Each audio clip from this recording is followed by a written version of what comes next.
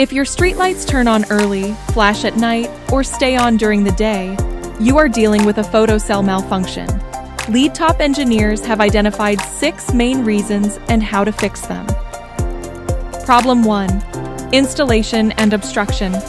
If the sensor window is blocked by wires, walls, or dust, it will stimulate early. Solution: always fix photocells according to the guiding arrow marks.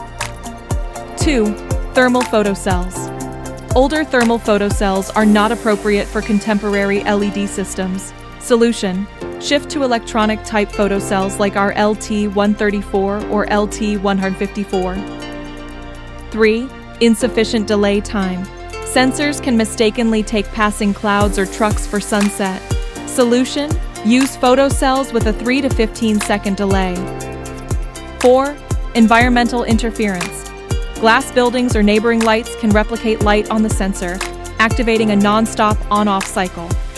Solution: select models that sense natural light wavelengths. 5. Wiring errors or unstable voltage. Loose terminals cause erratic behavior. Solution: follow correct wiring standards. 6. Power surges.